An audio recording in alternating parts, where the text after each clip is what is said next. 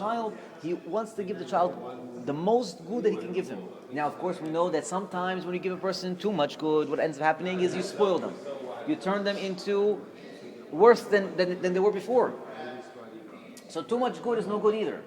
Too little good, and the person becomes cold, becomes loss of love, becomes dead. So we need to strike that balance. So you will always see in the world, there's always going to be this movement: too much love, not enough love, and then just the right amount. So Hashem says, okay, Adam, I want to give you greatness, I want to give you good, and Adam, you're going to have one purpose in the world. I'm going to put you in a garden, okay?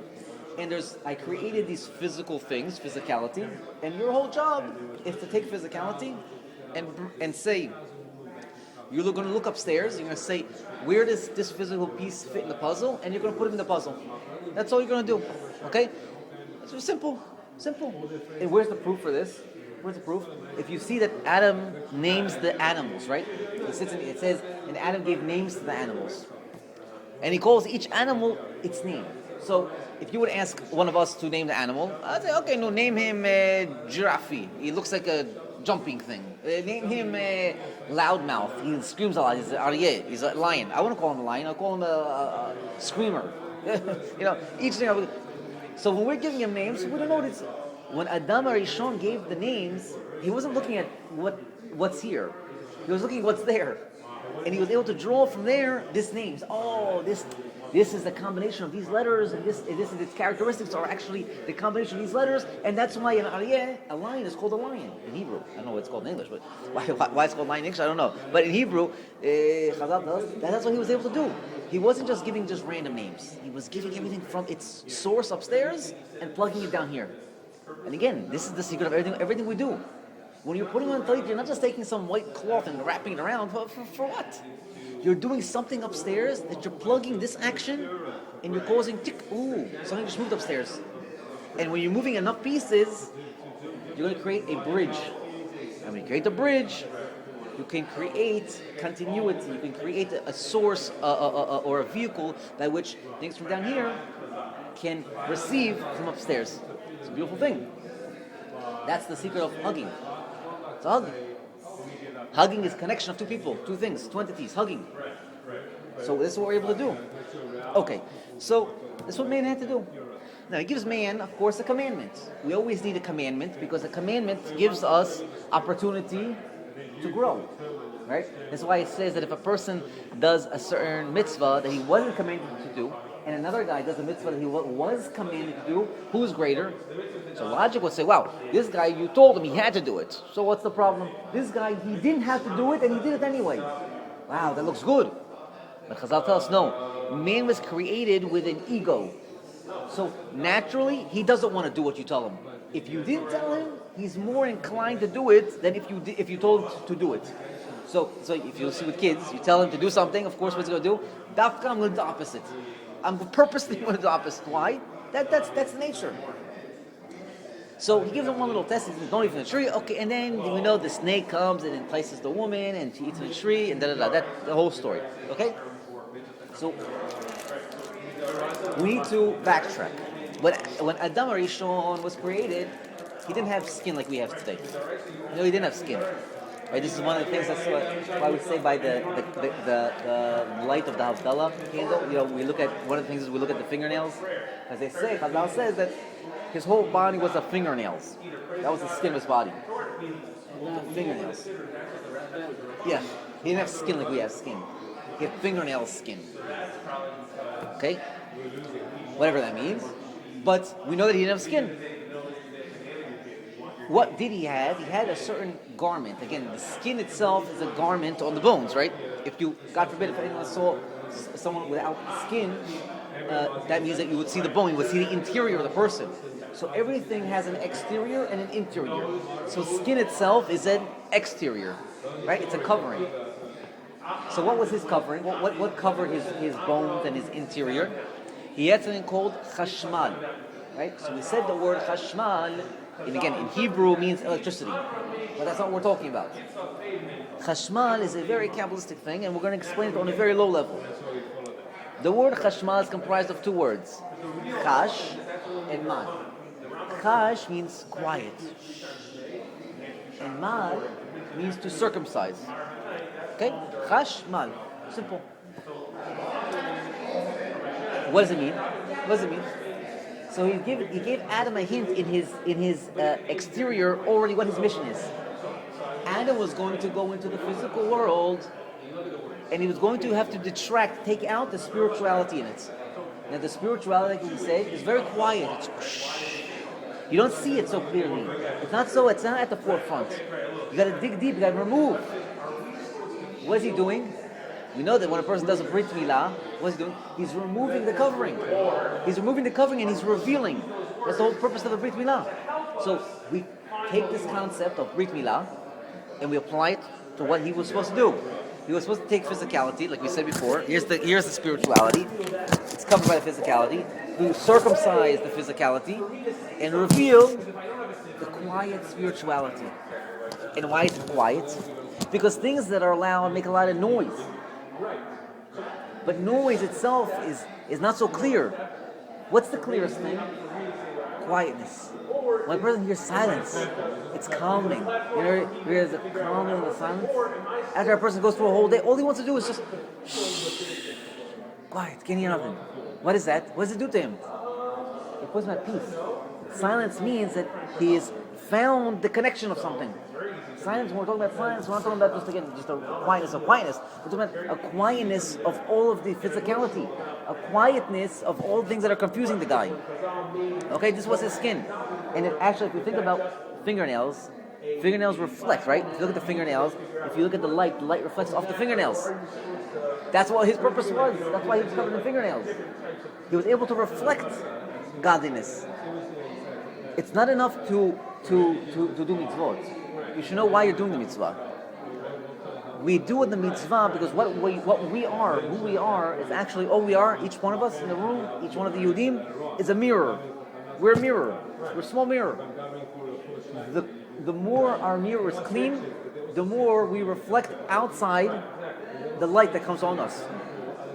That's why you have Chachamim. The Chachamim have big mirrors, and they're clean. They're nice, clean mirrors.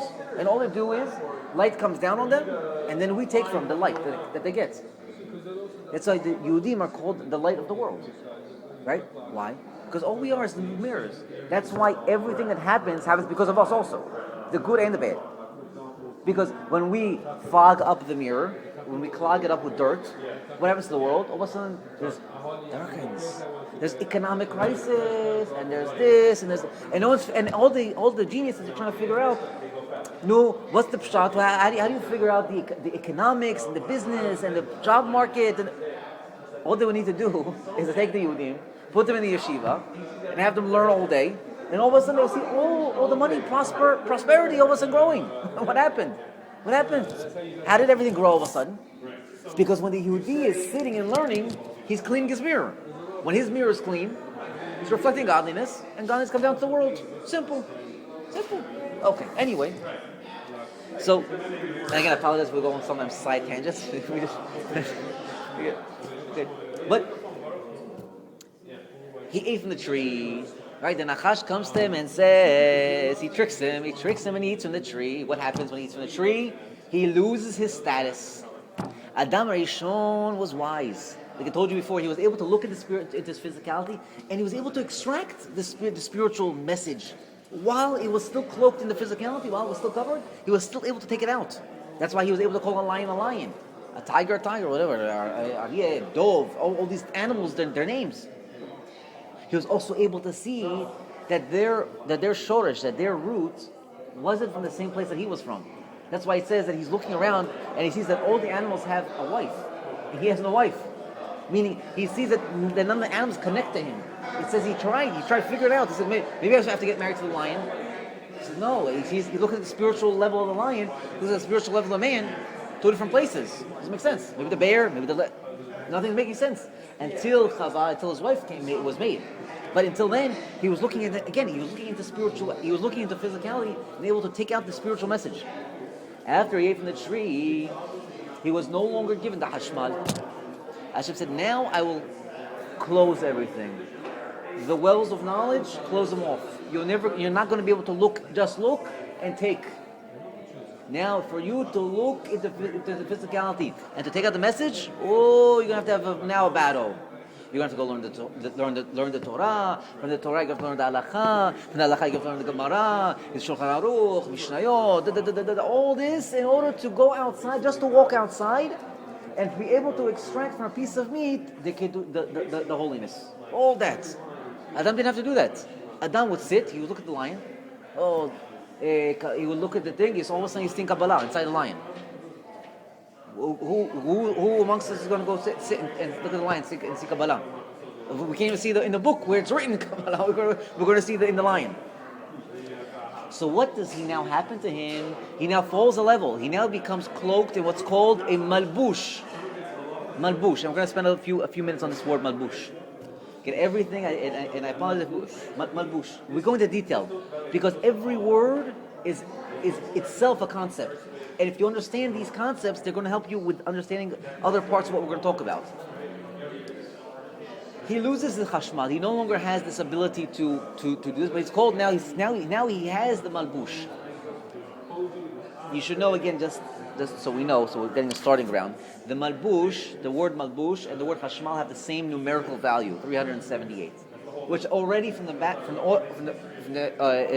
get-go tells us that he still had the same ability, but it was a different way now.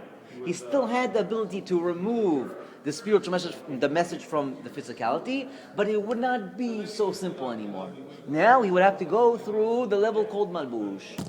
So when we see the word malbush, we already see that it has the word mal. We know what the mal is, right? Because we just talked about chashmal. But before, where was the mal? It was in the end of the word. Where's it now? In the beginning of the word. Because now, in order to circumcise the physicality, to remove the physicality, he was first going to have to remove the Satan from his heart. Now begins the game.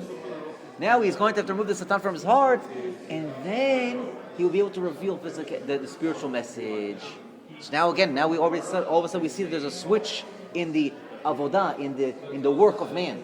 He no longer could just see the quietness and then reveal it. He would now have to reveal first in his heart, Torah, and then he would have to open his eyes and then be able to see.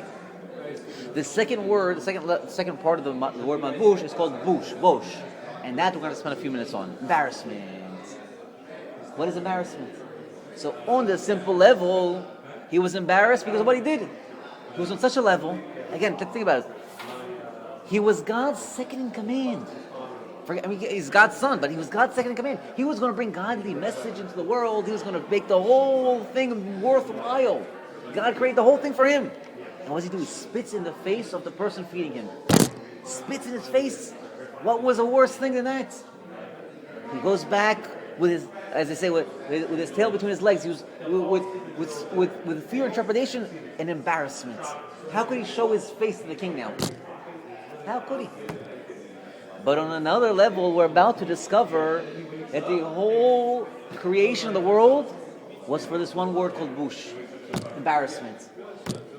There's a concept in the Zohar. It's called in the Gemara, I think also, but I know it's the Zohar. It's called Nachmana de Chsufa. Nachma de Chsufa is bread of embarrassment. Nachma is bread, and the Chsufa is embarrassment. If you take a poor person, God forbid, we shouldn't know for this, but if you take a poor person, and you take the poor person and you put him at the head of the table of the king, how would he feel? How would he feel? Every chew, every isa, every time he's going to chew his food, he's going to feel like 1,000 daggers are in his heart. He's embarrassed. He's getting this free food on the table of the king. All the generals are sitting there and they're talking. And who is he talking to? Himself, between him and the food. He looks at the people, everyone's dressed, the kavod.